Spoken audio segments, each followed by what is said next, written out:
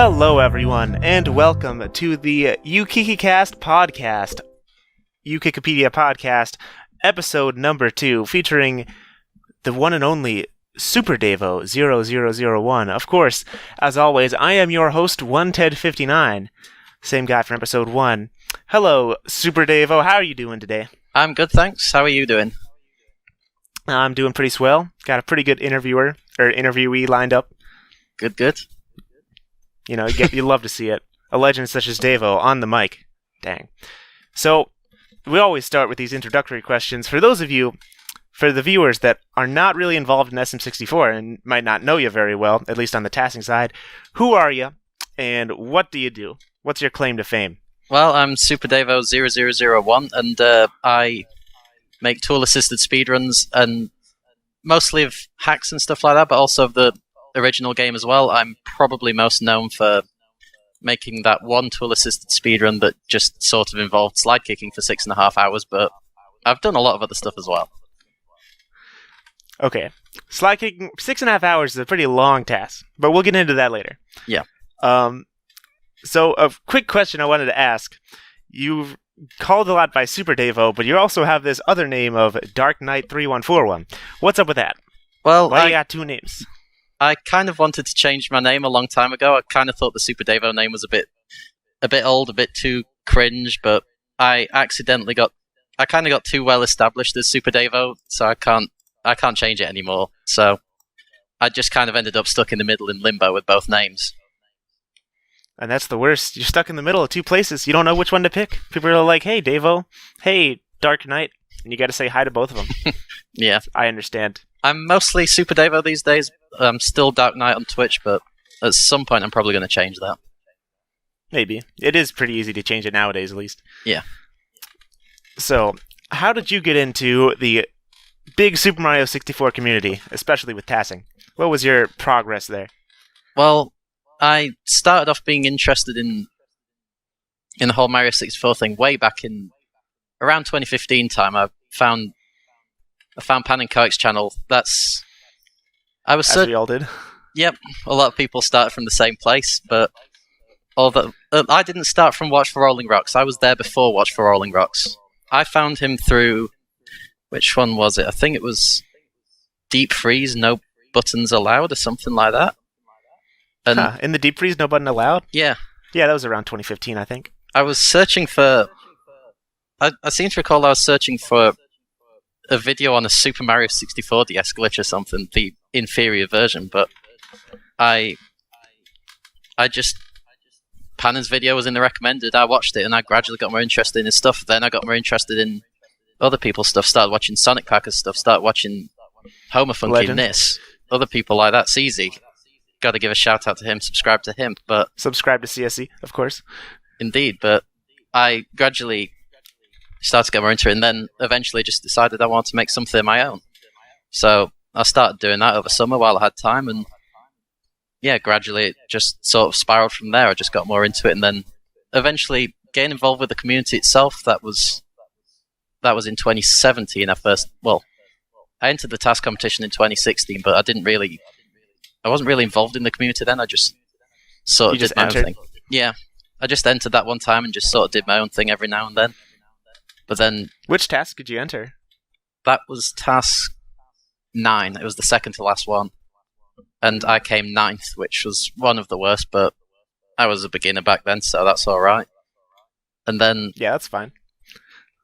Then, yeah, I joined the Discord server sometime in March 2017, because TimeStop was doing her own competition, and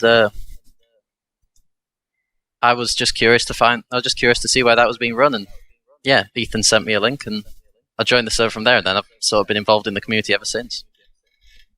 Dang. Yeah, that's pretty standard. Pan and video, Tas Competition, Discord, and it just evolved from there. Seems to be a pretty common thing. Yeah, it's a good way of getting in. Yeah, at least you did participate in 2016. Most people are like, 2018 and onwards. Yeah. Guess that makes me quite old, but you've been... Quite old. Oh, what an oldie. Over 4 years. Dang. Yeah, I know you've been doing this a little longer. Slightly. Not as long as you'd think, actually. Alright. enough about me, though. I can be interviewed by somebody else in a later episode. So, about Davo's past. Next section.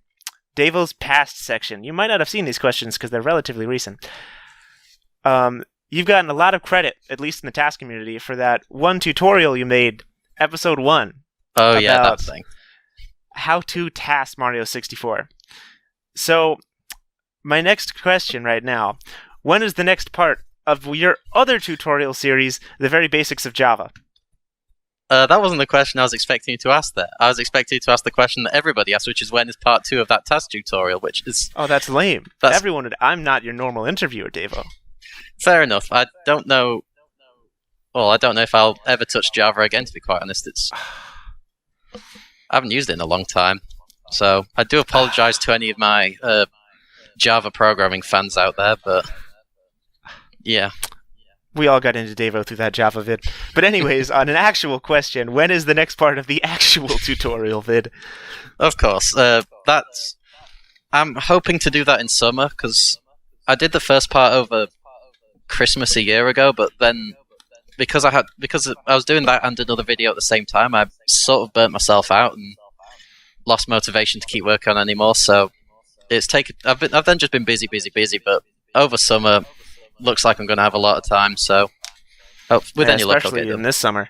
Yeah. That's good. Yeah, burnout's a real thing. Don't burn yourselves out, everybody. Trust me. Don't overdo it. Saw my April Fool's video. Don't promise to do too much stuff and then not have time to do it. That's good general advice.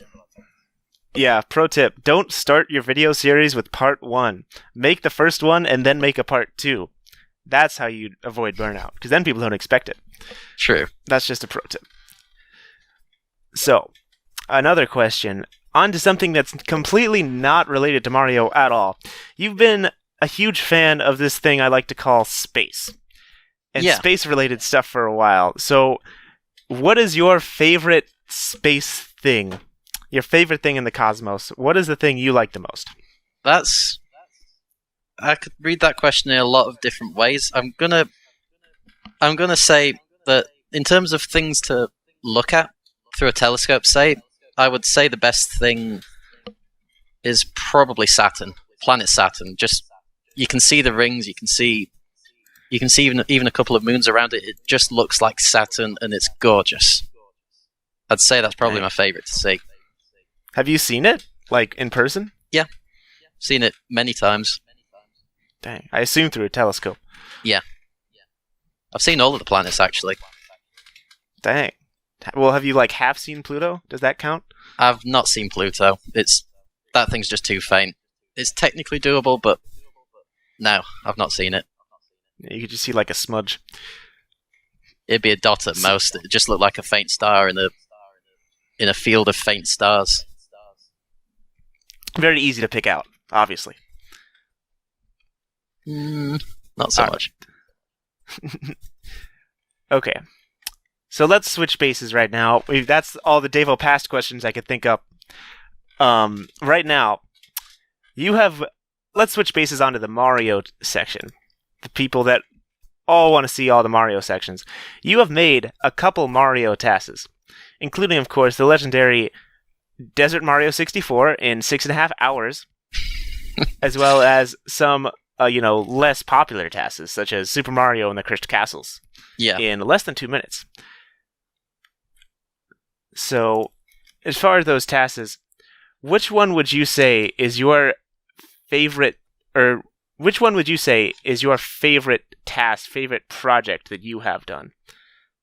Oh, that is a difficult question. I think my favorite might just be in terms of hack projects and stuff like that, it might just be the Casino Bingo slide TAS, which is of a level based on Bingo Highway in the game Sonic Heroes. And it's basically one giant set of slide levels, but what makes the TAS interesting is that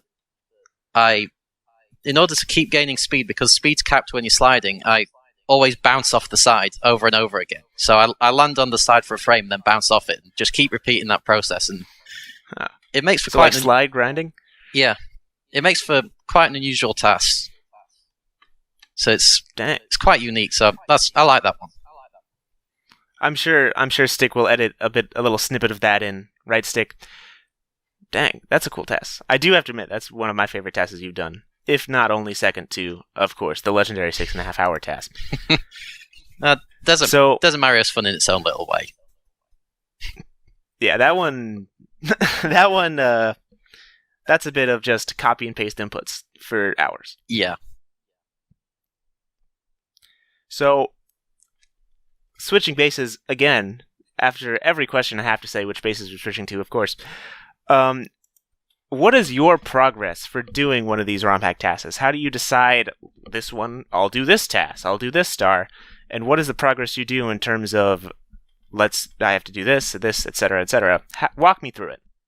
I usually I'll just start playing the hack casually. I like playing through the hacks and stuff like that, and I'll mess around with some tricks, see if there's anything cool, see if there's anything that could make for an interesting task, and then if I find something that interests me, then I get to work on it, and I'll start testing ideas and things like that, just making sure that the overall route works, making sure that I can task whatever thing's going to be going on. Then I'll go back to the start. I'll start recording at the beginning, and then just do it step by step, find the best movement for every part, things like that. Just try all the different movements. Is it better to long jump then long jump, or is it better to jump, dive, recover, slide kick, or something like that? And then once I've got that movement down, I'll try and do it again but optimizing all the really small things like the quarter frames and stuff like that. I'll just go back, and that'll be like the final version. And when I do that, I'll make sure I set up the camera how I like it as well, just to make it look good. And I basically just repeat that procedure over and over as I progress through until eventually, obviously, I get to the goal. Dang. That sounds pretty good. Shout out to tasking. Which ROM hack would you like to task that you haven't or that you won't? What's one of your favorites to just play through? I'm not. I think my favorite to play through non-task so far has been Zatar Attack 2 by the Gale 95, but because I've done a bit of speedrunning of that since I tried to go for the world record in the any percent warpless category, and I didn't manage it because someone else managed to utterly demolish that record, so that I don't have a chance anymore. Thank you, Phantom. But yeah, it's just a really fun. It's a really fun hack. It's a linear hack, so you're going in a straight line, exploring new places, and it's fun to speedrun as well. There's loads of cool tricks and things like that to do. I did actually do a task of 1-1 of it, but I've not done the rest of it just yet. Okay. Dang. Well, that sounds like that'll be a good project to watch in like 2 years. Yeah. So, another tasking question here. Why do you task? What's the big point? What is the reason you like doing that versus just playing a game normally like 99.99% of most people? Well, I mean, for Mario 64, I do enjoy it casually, but what I enjoy the most about it is just that problem-solving aspect, that using how the game works to try and optimize it, to try and make it as quick as possible, try and make it as perfect as possible, and to figure out new ways of doing it and things like that. It's like a mental puzzle. I mean, if you ever look back at how I saved the frame in Bowser in the Fire Sea a while ago, oh yeah, that was a legendary frame save. It was a big save. Shoutouts to Dalgos for saving the final few units. But yeah, the thought process that you have to go through, I like doing all that. I like trying to puzzle and logic my way through these things. Plus, just creating cool tasks. They're just really satisfying to watch when they're done. And when you make a cool task, it just feels really good to look back at. Plus, it's always fun to find where the limits of stars are and things like that. Sometimes when you see, people in the speedrunning community doing single star speedruns and stuff like that, sometimes it can be interesting to try and push the limits of that. And I've found saves that they've then been able to apply in real time to shave frames as well. There's a lot of fun things. So it's essentially like more of being a puzzle-solving aspect of how do I optimize this fully, rather than how do I get the muscle memory and actually grind to be able to do it RTA. Yeah, I mean, I like doing the muscle memory and grind as well because it feels good to do in real time too. But yeah, that's why I like doing Tas. Dang. There we go. So this one was a question that was a request. What are some common myths about tassing that you absolutely hate? Top 10 worst tassing myths. Well, there's one that I've got to go for. There's one that I've got to say. It's the obvious answer. Tas is cheating. The obvious myth. It's not cheating. It's not. It's not? No, because wait, tassing isn't cheating? What? No, because no. Tassing isn't cheating when the rules allow Tas. Tassing is its own thing. It's only cheating if you try and make it something it's not. That's true. Big shout-outs to Morimoto. Morimoto, back in 2003, made, I believe, one of the first TASes for Super Mario Bros. 3 that wasn't really well labeled, and wasn't really mentioned that it was a TAS. And that's where I think a lot of the big... where a lot of the things about tassing versus speedruns comes in, because, as you said, they're not really supposed to be the same thing. They're meant to be ones that optimal. If you could play perfectly and move your hand at 60 frames per second in every single possible way, this is what you could do. Yeah. It's out there to say this is what's technically possible. This is what the game allows, not what humans allow. Which is obviously an interesting field in its own right. Like if we had robot hands, or could just think up, hey, press A button and move to 220, 50 on the analog stick, this is what we could do. Yeah. Dang. Any more, or is that just the big one that just irks at you? That's just the big one. I suppose another thing that I've kind of heard before is about like re-records. I heard this a lot when I did Desert Mario, because people were saying that, I used, how many re-records did I use? I think it was about 4,000 and something, but people were thinking that I was crazy enough to go through and try the thing 4,000 and something times. So, multiply like six... the whole task. Yeah, multiply 6.5 hours by that, and what is suddenly you have someone more patient than me. You have someone that's, like, devoted their entire lives to tassing this one ROM hack. That only came out a few days before. Yeah, that's like 1,000 days of just tassing. That's crazy. Yeah. Like, straight. What, just over 3 years? That's pretty good. Yeah. It's not that long. The average life expectancy is about 80 years. It's not that long in comparison. Yeah, let's see, just a small chunk of your entire life just devoted to Desert Bus. Dang, Davo really gives it his all. You heard it here first. Yeah. But, and just to be clear for anyone who doesn't know, re-records, you only go back to a save state somewhere a little bit further back. So, quite often I'll be going back only 1 or 2 frames to then continue from there. That's what re-records actually mean. You're going back a bit, you're not going back all the way to the start.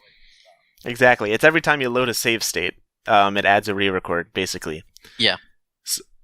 So you could load a save state like a frame ago, 1/60th of a second, or 1/30th of a second. Which game am I talking about? 1/30th of a second. Or all the way back to the very beginning if you really messed up, but that's pretty unlikely. Especially if the task that's 6 hours long. Yeah. Dang. So, next question. You've tasked some pretty sick things. Obviously, the frame save in Bowser in the Fire Sea. Zero Attack Rebooted 2, that 2 stars task. You even helped on the 1 key task. So, what is your next big project that you're working on? The secret Davo project that we're hearing live on Ukikicast. I'm afraid to say that right now my secret project is like real world work. It's exams and stuff. But after that's done, I've got a few ideas of things I want to do. I've recently been trying to play through Super Mario Treasure World. It's an extreme ROM hack, so it's a really difficult one. I've been slowly trudging through collecting some of the stars. I don't know how far I'll get, but there's a couple on there that catch my eye. I'm not saying there'll be big projects, but they're not necessarily short stars either. So they should they'll be pretty cool. Dang. Yeah, that's gonna be. I always love Do You Tas. Make sure to subscribe to this guy, by the way. I'm sure that there will be a link in the description of this video. Shout outs to Stick. Yeah, subscribe to Davo. That's a good idea. Subscribe to me while you're here. I'll upload something again eventually. Maybe even part 2 of the tutorial series. Maybe. Dang. Let's go part 2 of the Java tutorial series. I'm so ready for that. I need to learn how to do Java, Davo. Okay. So, on to the next category, really. And this one is much different than tassing. It's actually ROM hack tassing. Why is this a separate category? So, you've tasked a lot of ROM hacks. Yep. What is the appeal of tassing a ROM hack versus tassing the vanilla game, especially for something like Super Mario 64? Because you mentioned your progress for like doing ROM hack tasks, and you mentioned that you love doing them, but what makes vanilla different to you? Well, for vanilla, it's most of the ideas have already been tested. Things have been done for years upon years upon years. First one back in 2007, then a huge one back in 2012, 120 stars. They've all been done to some extent, and there are still some new strategies that come up every now and then, but for the most part, it's just about optimization and things like that. Finding small saves in the same route, in the same strategy that just make it a little bit faster, which I do find fascinating. I've already mentioned about the one key thing I did. That was something well in that line. But for the in the ROM hacks, it's quite different. It's an open space. There's an awful lot that's not been done. Nobody's had time to go through every single hack and find all the cool stuff, and new hacks are released all the time, so it's just like the speedrunning hack that was just released. You should test that one. That'd be pretty good. But yeah, there's new hacks, new stuff, and new things to test. So hacks can be good for like routing and stuff like that, and finding new ideas, finding new cool stuff to do instead of doing the same stuff cooler. And so hacks and vanilla have different appeal. I like doing either sometimes, but yeah, hacks are more open-ended, basically. Yeah. Less structured. You can do whatever you want. Yeah. And chances are, because there's so many hacks, less people are going to be like, hey, I saved one frame. Yeah. All right. Next question. So, basically, I already asked this question, but which is... Well, no, let's switch it up. Which is your least favorite task that you have ever made in any game? Well, I mean, I've only tasked one game at this point. I don't think I did anything. That is untrue. Most recently, Oh wait, that was an 80% speedrun. That was an 80% speedrun. Wow, get destroyed, Ted. Sorry, keep going. Yeah, I've speedrun things other than Mario before. Usually like smaller indie games and stuff, but yeah, I've so far only tasked Mario stuff, but least favorite, that's... Part of me wants to give it to Desert Mario, just because it's Desert Mario, but... that is true, that is fair. In some ways, I did quite like how that one turned out.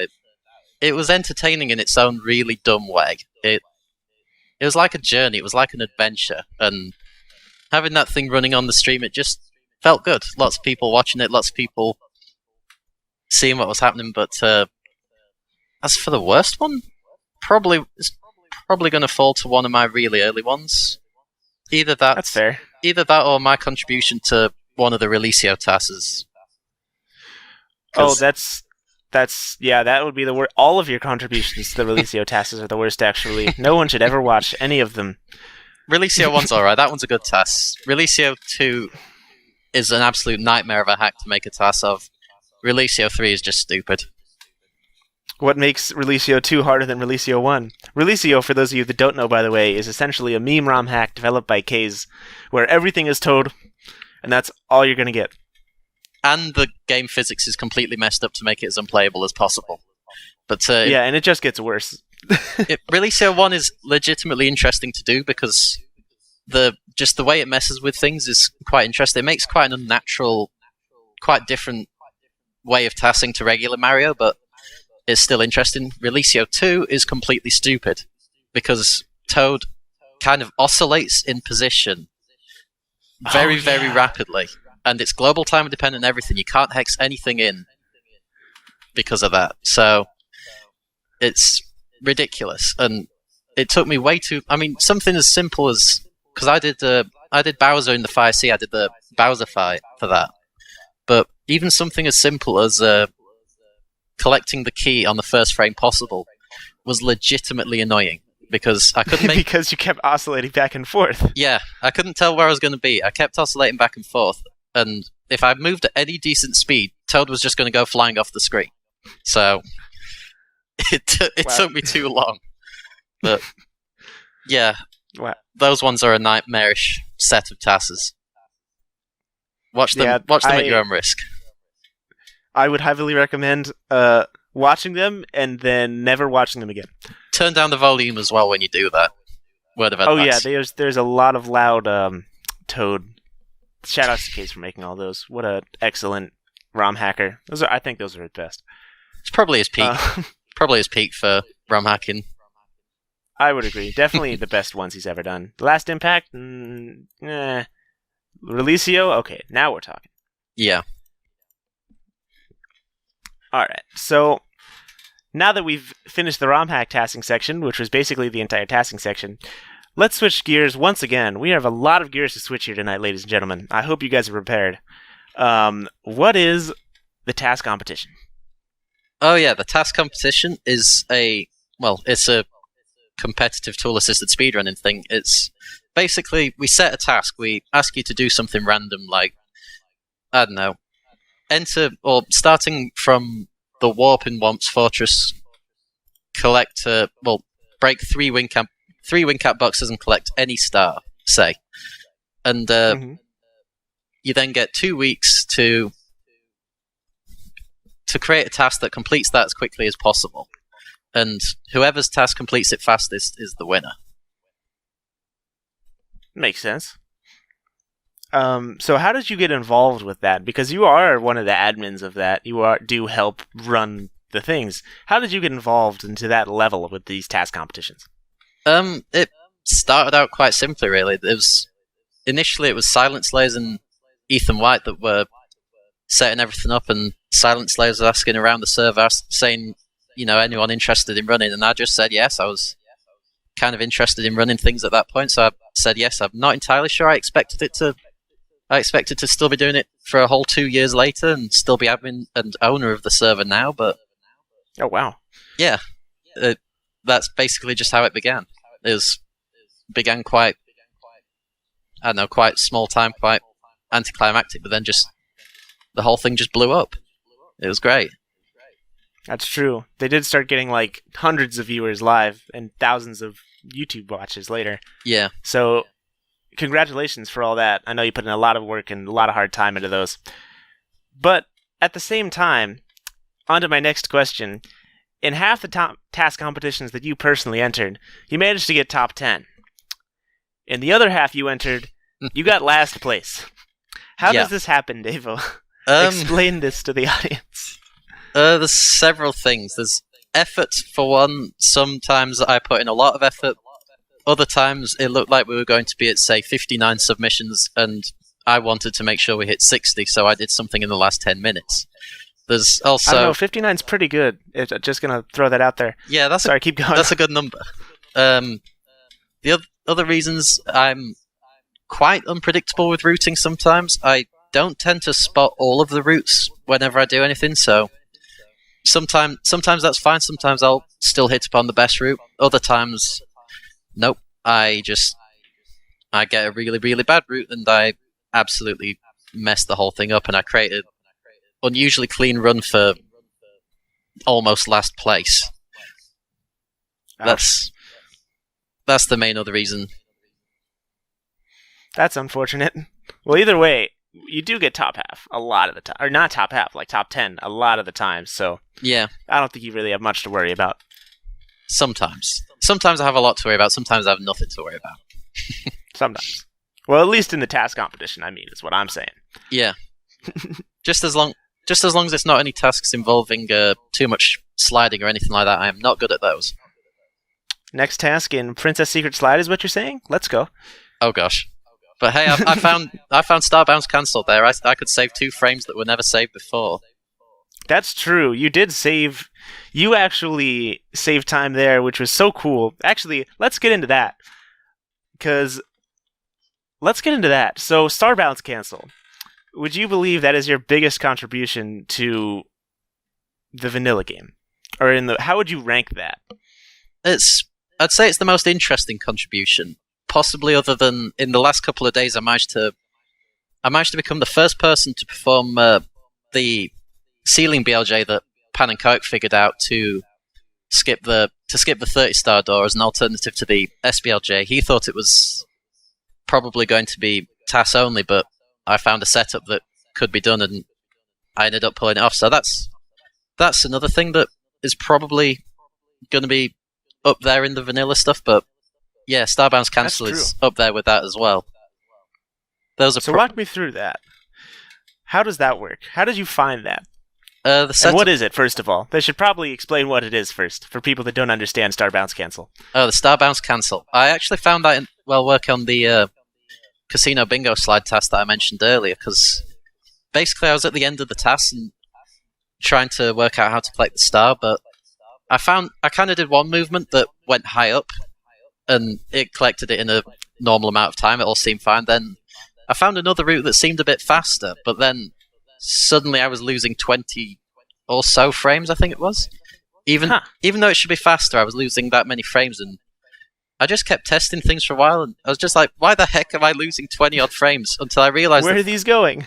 Until I compared the runs side by side, and I saw that the star wasn't bouncing for some reason, which eventually I just sort of guessed, well, maybe it's because I was up there in that higher area. I've got nothing better to try, so I found another route that was at least as fast as the first one, but also went up that higher area, and sure enough, the star didn't do the bounce, and it saved the time again.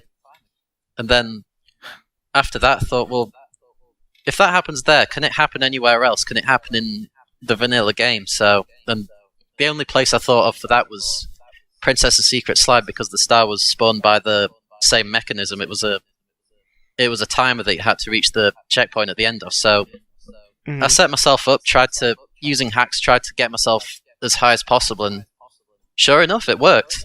And I was quite surprised by that. And then I figured out how to do it without hacking and made a task of it. And then when I released the Casino Bingo slide task, I also released that comparison. I also made a comparison at the same time of bounce versus no bounce, and that got everyone looking into it. And then we figured out what was going on. Dang. I wish I found a glitch like that. Time stop. Was that yours? Maybe. Yeah, basically.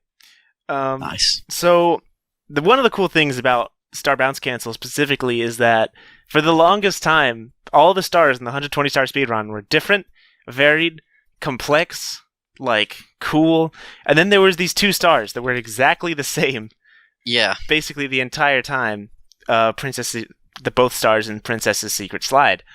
And now, with this advent of this new technique that Davo pioneered in this ROM hack task, nowadays, they actually look pretty dang different. Because for Starbound's cancel, you have to be much higher than just sliding down backwards like the original route. So it actually is a lot different. Big shout-outs to Davo for finding that glitch. Thank you. But yeah, I'd say that, the 2-frame save is alright, it's a 2-frame save, but finding a much cooler looking strategy, that's worth a lot more. That is true. That was true in the wonky thing as well. I actually got a comment from someone mentioning that, a lot of effort going into saving a very small amount of time, but not for the wonky, for the BLJ list, but for the BLJ list task project, the Dark World entry, it saved a short amount of time, but it made it look a lot cooler. And at the end of the day, that's the important thing. What is that you're mentioning for the audience? Yeah, the BLJ list any percent task, there's a new one in the works. It's saving a lot of time. Hopefully we're going to get it into GDQ whenever that happens, but hopefully we're going to try. But if not, it's going to be up somewhere anyway, and it's going to be cool because it saves a lot of time. I found that method of entering entering Bowser in the Dark World early. Shoutouts to Tyler for the overall mechanism of it, and then MK Dasher found the fast way into Bowser in the 5C, or into Diodox and then 5C. Yeah. And then Dylan and MK Dasher have optimized the other bit as well. Long story short, it's looking a lot better. We've saved a lot of time and we've made it a lot more entertaining, so yeah. Oh yeah, it's especially versus versus wall kicking back and forth for like 2 minutes. Yeah. So wherever that gets shown, get hyped for that. It's going to be good. I'm looking forward to that thing being done. I'm looking forward to it too, especially because if it's at GDQ, I'm probably going to be the commentator for that. Yeah, that's going to be pretty good. Yeah, big shout-outs to me. Anyway. So back to the TAS competition questions now that we got sidetracked with all these glitches that you've discovered, pioneered, shown off to the world. This is a question that someone wanted me to ask Josh last time, but wouldn't have been a great question for him.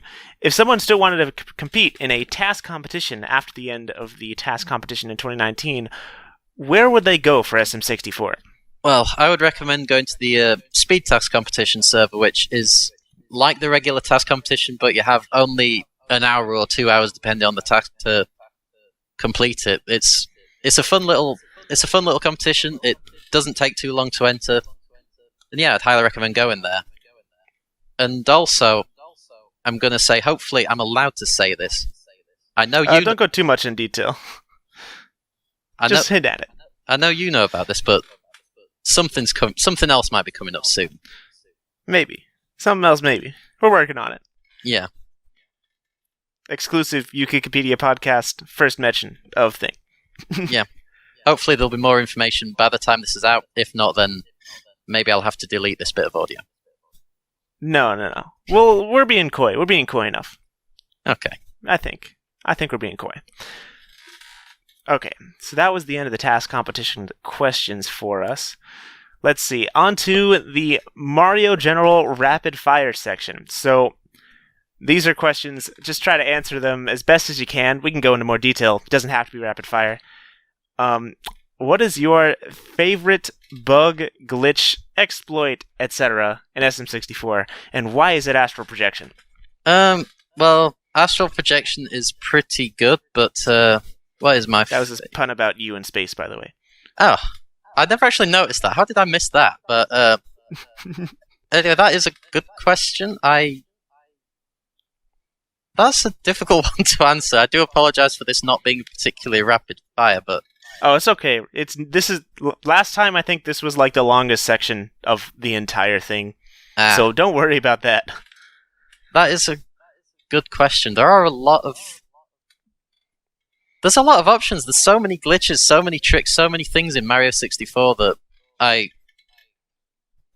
could pick here. Maybe I'll go simple. I'll go with the BLJ because the backwards long jump was kind of the one that started it all. It was the first one that seemed to catch a lot of people's attention, that really kick-started interest, that you can chain these backward long jumps, build up a ridiculous amount of speed, and then just break the game. And it's still awesome to this day. That's true. A very good pick. That is... I mean, you can't really think of SM64 without thinking of the backwards long jump. How much different would this game be if they happened to be like, oh, wait, this is multiplying speed and there's no cap? Well, it would be Shindo. It would be Shindo, and how many people like playing on Shindo? Well, the BLJ-less whip is work in progress is being done in Shindo. That is true. That is true. That's like the most attention it's had in years. Yeah. Well, there was the last big Shindo TAS was the Shindo 120-star TAS, which was pretty cool. True. But it's basically just an excuse for doing BLJ-less TASes. Exactly. Anyone that's like, I'm not a big fan of actually tassing BLJ. Let me try something else. Yeah. Or people who really like weird spinny star... pole grabs. Pole grabs? Yeah, it's the thing... Oh, in Shindo. Where you grab the pole... Oh, yeah. Mario Funnily just spins. Enough, they actually figured out that the original release is probably bugged, and Shindo is actually the unbugged version of it, of pole grabs. They found that through decomp. That's amazing. Some of these programming errors... Yeah, it's like, man, I'm kind of glad that this is bugged because Shindo grabs suck. Yeah. And then there's things like, remember that smoke texture that you've been used to for years? Oh yeah, that's corrupted. Remember how Remember how the Koopa Trooper has like pink underwear? And I mean that's appeared official since, but no, that's just a bug. That's just a corrupted texture. They used the wrong format or something like that, and it didn't work. There are some funny bugs. I love it. That's why this game's so fun, because it's fun to break. Once you've played it properly, it's fun to then just take it apart and break it in as many ways as you can and see what pops out.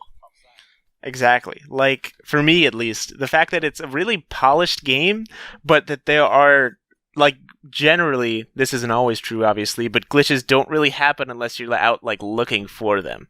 Yeah. Like, you can exploit them, but unless you're, like, looking for them, obviously there are occasions such as getting stuck in a soft lock from taking damage in Hazy Maze Cave.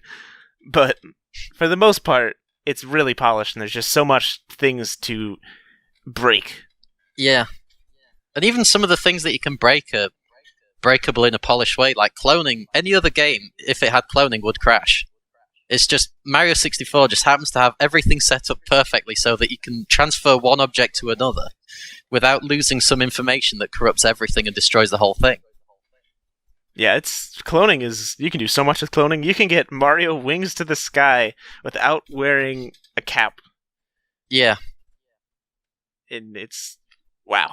There's so much. I could go on and on about Mario glitches, but that's not what people are here for. That can be in a later video. Yeah. That good rapid fire so far, I think. That was rapid fire. Very rapid. 1. Very rapid, very fire. Well, we did talk about the fire corruption bug, but smoke corruption rather. But all right, on to the next one. What is your favorite TAS competition run? I have in my notes here, do not take I don't know for an answer. I believe my favorite is probably the one that... Which one was it? I have that written down because I knew for a fact that I wasn't going to remember it, but it's Dargos's Dargos's Task 16 in 2018. I was never going to remember that number. That's the one that was in Snowman's Land. He won the task, but what makes that one stand out? Oh, with the hyperspeed punching? Yeah, that's what makes it stand out, because it was the first task to use the hyperspeed punching for speed in vanilla. It's like a whole new discovery that happened within the competition, and it blew my mind on the day, and it still amazes me. Hear my reaction of blowing my mind. You can go back and watch the VOD.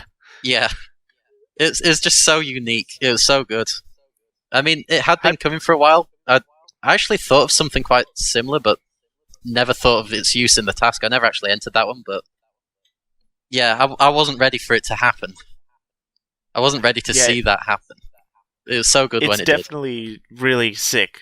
Like, for those of you that don't know, hyperspeed punching is a certain trick with sloped surfaces and shallow water, and punching not really having that good of a speed cap. It builds speed up weird, and you could just get a lot of speed really quickly. And Dargos Tesseract used it for really the first time in that task competition, and it's a joy to watch. Sickman should probably edit that in right here. Going into the warp. Punching. Looks like he's going all the way over here. Punching on... Whoa! Getting a bunch of speed from those punches. Very original route. Going all the way over, just getting the speed there with some punches. What the heck? It's called hyperspeed punching, I believe. That is actually a very new technique. Discovered recently. Thanks, man, for all the hard work you do. Yeah, it's an amazing trick, but initially it wasn't thought to be that useful for like speed tasks. It was more for ABC and stuff, because they always tried to do it using slopes that were just barely steep enough, but not so steep that you started sliding. But you can also do it in water on a steep slope, which that's how it can be done fast, because then you can use a way steeper slope that has way higher acceleration, and that's what made it possible. Yeah, like that slope in Snowman's Land, pretty dang steep, if I do say so myself. Shoutouts to Dargos. Subscribe to Dargos. Yeah, highly recommend. Highly recommend. He's pretty crazy. What a guy. Yeah. All right. So, on to the next rapid fire question. I'm sorry for asking this question, but what is your favorite Mario meme? That's a hard question. I don't know. There's a few I could go for. There's the one that everybody knows, but because everybody knows it, it's gone so stale that it's no longer worth it. But which one is that? It's just basically all of the memes that you can possibly pull out of Watch for Rolling Rocks. Yeah, I agree. I 100% agree. I'm not very good at remembering all the Mario 64 memes to really pick a favorite. I guess my favorite meme. I'm going to say that my favorite meme video is probably Plush's thing of Hitler reacts to Bowser in the Fire Sea not being 0 A presses. That was just too well made. That was a pretty well made one with the classic Hitler reacts meme. Yeah, with the one video and dubbed subtitles of Bowser in the Fire Sea. Yeah. Oh no. That was around the time when Bowser in the Fire Sea was saved on Wii VC only. Yeah. Dang, how long ago was that at this point? That was like a year and a half ago? Yeah, it's been a while now. Hopefully we'll get it on actual console at some point instead of just having to use essentially an emulator error, but yeah. At least it's something. And at least it's something, yeah. At worst case, we could TAS it on Dolphin. Yeah. I don't know about that. But that was a really cool time. Yeah. I just remember it happening, and I caught onto that conversation quite late, and I just could never quite believe it was happening. It all just seemed too surreal, too. It just happened so quick. Yeah, like someone was. It was kind of silly how it worked too. A guy came into the SM64 TAS server, and he was like, "Hey, my Fire Sea is pretty weird. Someone look at this," and his platforms were just raised out of the lava, and everyone was like, "What? What? How did you do this?" And it turns out he just accidentally left his game on Wii VC overnight, and because of a rounding error that works differently than the original console, the platforms in Bowser in the Fire Sea actually go towards the center of the stage really, really slowly over time. Like it takes at like a full day or something like that. No, it takes even longer. It takes like a week almost. It's a couple of days, I think, if you're using to get high enough so that you can use vertical speed conservation to get up to bypass the pole and that. But yeah, to get up to the actual pole's height is about a week, I think. Yeah, I remember because they actually did it at the GDQ after that. Someone brought a Wii, left it in their hotel room, and just did the actual thing in 0 A presses. That was a pretty cool video to watch. Yeah, that's impressive. I still remember when there were several people grinding for it at the same time, just leaving their Wii VCs running at the same time, streaming nothing happening for 2 days until eventually they go for this dive recover, which half of them missed. Oh, I didn't even make it there. I died. I got squished by the moving things next to the higher up elevator. No. That was a classic clip. I was actually the first one doing that, so I would have probably won. Dang it, I lost the race. Yeah, Ethan got it in the end. Yeah, Ethan. Was it Ethan or was it... No, it was Barry that got really close but like fell off and died. Yeah. I think that's actually the most viewed SM64 clip on Twitch. Yeah, it is. I remember that. It got a ridiculous amount of views, but how did it get more views than Ethan actually doing it? How did that happen? Not sure. That seems really weird to me. Like, it has 250,000 views. Jeez. It's what? That's phenomenal. It's the most of the entire game in the storied history that it has. It's not even that good of a quality clip. Like, it's so blurry. Oh, no. Okay, back to rapid fire. Yeah, this rapid fire is taking like 10 minutes. This is great. Next up, what is your favorite Panenkoic 2012 video? I think I'm gonna go with floats for that one. because I love all of Panenkok's videos. He's done so many great videos explaining tricks, explaining stuff like that. I've learned a lot from them. When I was learning myself, I learned a lot of techniques from them. I mean, they watch for Rolling Rocks for all of its memes. It did kind of teach me how parallel universes work. But That's true. The thing that makes Float stand out to me more than most of the others is that it isn't necessarily just Mario 64. It's obviously set in Mario 64 and explains it in the context, but floating point numbers, it's such a general concept, and it covers it perfectly. And with demonstrations the demonstrations that he does with the fish I'd imagine they'd be very useful to anyone trying to learn how numbers work on a computer. Yeah, it's significantly more general than most of his videos, even if it is in SM64 context. There's a lot you can get out of it. Yeah. So that was a really good pick. Dang, I wasn't even considering that. All right. So that was a good pick. I do really like the fish. What a great fish. Let's see.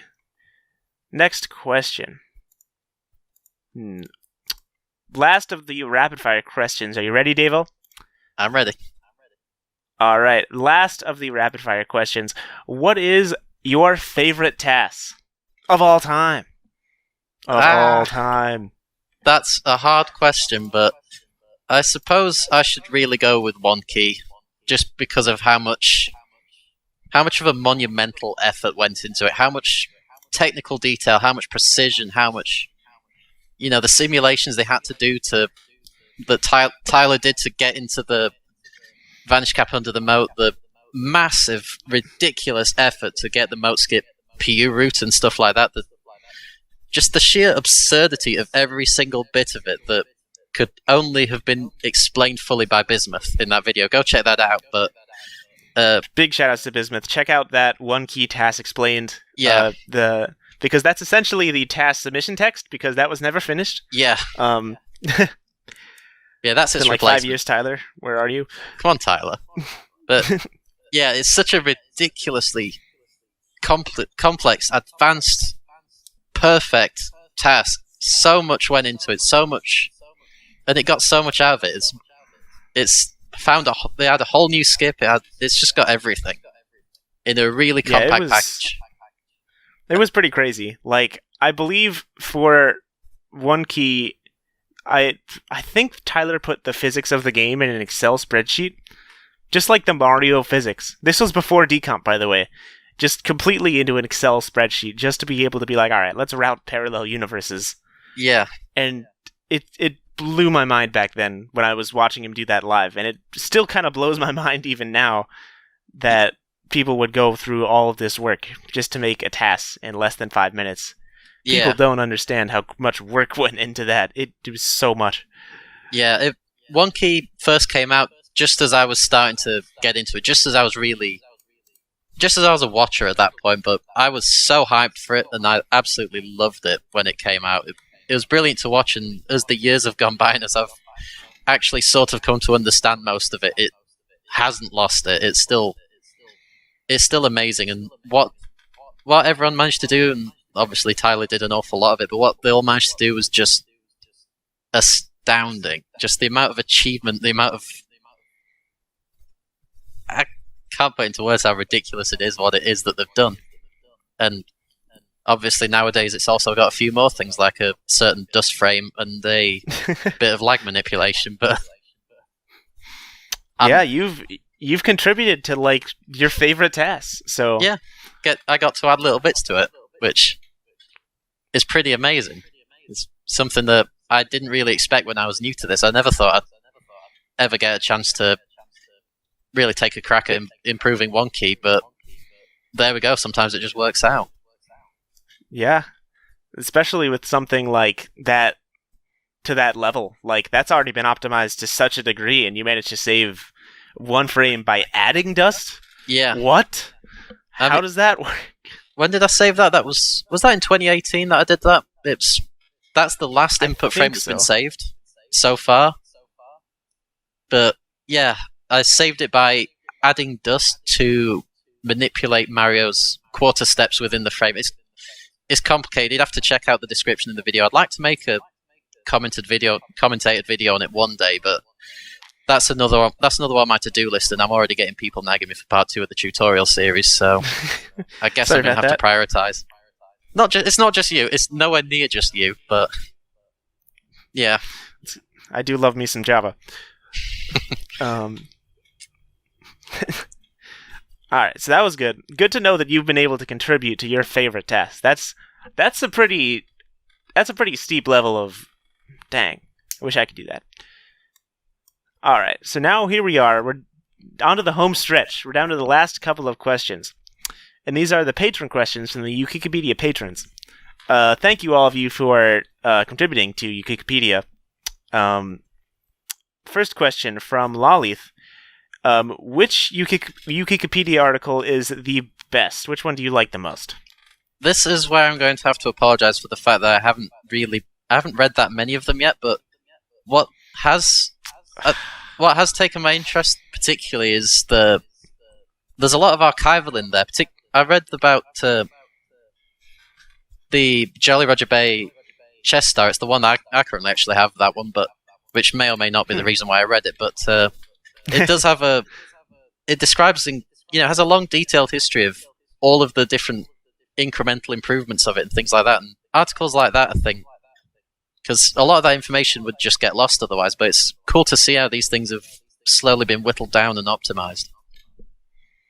Yeah, like the big history questions. I've always been a big fan of history myself as well. Yeah, it's interesting to see how all of these old skips worked, how we got to where we are now. I mean, Mario 64 wasn't always at the point where we had full decompilation, where we had Stroop to analyze everything in minute detail. We just had to guess things off MHS and hope for the best, and just discover things the old-fashioned way. Yeah, I'm so glad we have tools now. It's so useful. Particularly the Lua script, the input direction script, which automatically finds the correct direction to point a joystick, because manually aiming the joystick every single frame got tedious fast. Yeah, big shout-outs to MK Dasher for that. Yeah, tassing is a lot more fun thanks to that. Didn't he add like a .99 thing onto that too? Yeah, I believe it was a SM6 for Expert that did that. Either way, that's the fact that you can just make that do that is so nice. Yeah, it's really good. All right, next question. This is a question from the person that was interviewed last time, Josh Duman. What are the biggest projects you've been involved with, like specific task projects and such? You've already talked about One Key, so try to think of something like different than that, I guess. I mean, there's big projects I've been involved with, but I've probably not contributed that much to them. I think the biggest two that I've contributed to are the Vanilla 120 star, which obviously that's 120 star full game. It's a work in progress that is kind of stuck at the moment because of a certain Bob on Battlefield 100 coins, which requires so many stupid things to be done right that it becomes nigh on impossible to execute. But at any rate, I guess... Don't you just love Bob 100? Yeah, I guess I've contributed a bit to that, but the other one as well is the Star Road 130 star task. That's the 100% of that particular hack. And when I said earlier that vanilla stuff was really optimized down to perfect levels, and I said that ROM hacks weren't, well, Star Road is the big exception to that. Star Road is probably more optimized, but I've done a couple of things. I've contributed occasional ideas to it and stuff like that. I've not got many inputs left in the run that haven't been improved again, but I did contribute to that. So there you go. And that's going to be amazing when it's done. What's the progress going on that? I can't remember exactly how many stars it's on. It's still being worked on. They've done most of the stars, but it's the 100 coin stars and stuff like that, which take a long, long time. Yeah. Anything as bad as Bob on Battlefield 100 coins? It's not quite that bad. Fortunately, it's just about tolerable. It's just a lot of things. That's good. Man, Bob 100. Grr. Yeah. need to get that one done at some point. Hopefully this summer, if everyone's all in quarantine and things like that, and nobody's going out anywhere, maybe we'll all have time to just get it done. You assume we go out to begin with, Dave. That's a good point. Okay, so that was cool. I am actually heavily looking forward to the Star Road 130 star task. I know Nis has specifically put in a ton of work into that. Yeah, Dargos and Nis. Dargos and Nis, yeah. Those two particularly have just been doing ridiculous amounts of work, and I've seen the work in progress of it so far, and believe me when I say it's probably the most spectacular task overall, like ever. Whoa! It's astonishing. It's just as a 100% full game task. It is so far. It is just so perfect, and it is full of amazing strategies, even things that don't come up in vanilla. I'm not going to spoil any of it, but I mean they would kill me if I spoiled it. But there's amazing stuff. Just get hyped. It might be a year away from completion, but get hyped now and keep that hype up. Hype for an entire year. That's a tall order, Davo. This better be the best task of all time. It's good. Trust me, it's good. All right. Yeah, I'm personally looking forward to that myself. All right. On to the next question. This is a question from Macrofe. Do you think any new major glitches will ever be found in Super Mario 64? That probably depends on your definition of major. I mean, if you're thinking like the massive stuff, the sequence breaks, things like particularly PUs was probably the last notable one I'd describe on that kind that just sort of completely destroys the game in a lot of different places. But do I think another one of those is lying around? I'm not entirely convinced at this point. We've mostly ruled out arbitrary code execution stuff, and there's just been enough analysis that there's probably not another one of those. But at the same time, I still think there's going to be plenty more useful glitches. Maybe some that'll save A presses, some more that save time. There's probably another star bounce cancel type thing lying around that'll just improve a couple of niche things. But yeah, I'm optimistic. That's a pretty good mindset. What if you could do time stop? Okay, I'll stop. Yeah, that's a pretty good.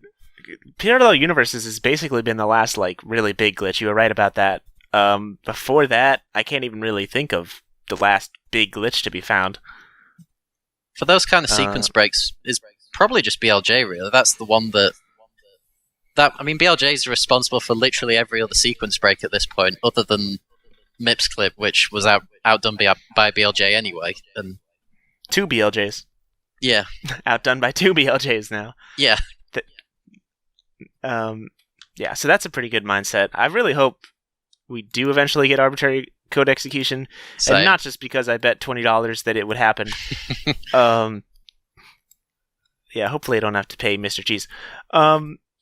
Anyways, on to the last Patreon question. This is from Lolith. Another question from Lolith. If you've ever wanted to get someone into the technical side of Super Mario 64, where would you start, and how would you explain things like parallel universes or cloning to someone who has little knowledge on the subject or concepts?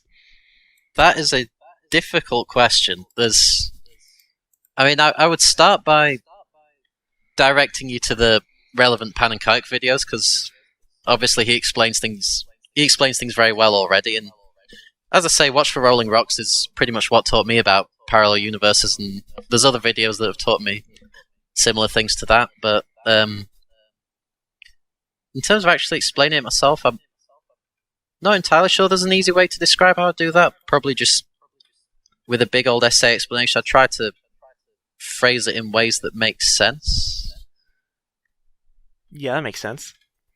Don't really know how to describe in detail how exactly I'd go about that, but it probably depends on the person. It depends on how much they know already, of what background they're from. If they're from a programming background, then sure, you could just throw out the parallel universes as just an overflow. But yeah, if they're not from that, then you have to start from the beginning, say. And also use diagrams. Diagrams are good. I know when I've had to explain things like glitchy wall kicks or quarter frame grinding or something like that, I've often resort to diagrams, and it's the only way you can do it. A picture's worth 1,000 words for that sort of thing. Yeah, the more visuals help a lot more than just trying to explain it to people. Yeah. I'm sure Stick will put a visual over to just explain exactly what we're talking about right now. No. Big shout outs to Stick. Thanks, Stick, for all these videos you're putting out. Yeah. Thank you, Stick. Thanks, Stick. Okay, so that was the last Patreon question.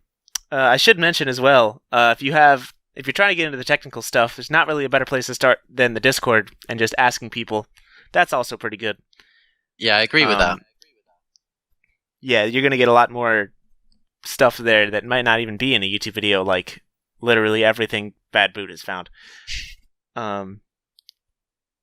Yeah, so that's that. So, Davo, one last question. And this question is not in the script.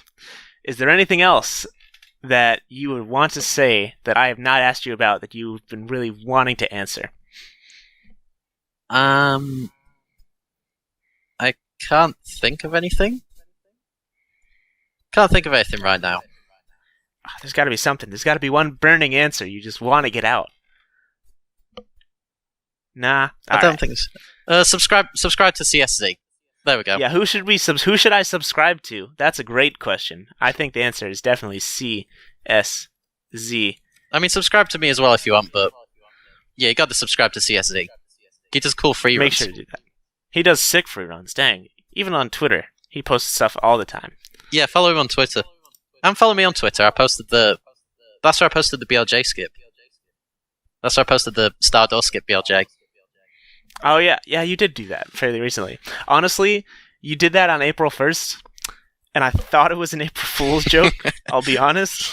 In my time zone, it was still March 31st. So, not quite April Fool's, but yeah. It was close enough. I was like, dang, would be really cool if I could be confident that he actually did this. I did it.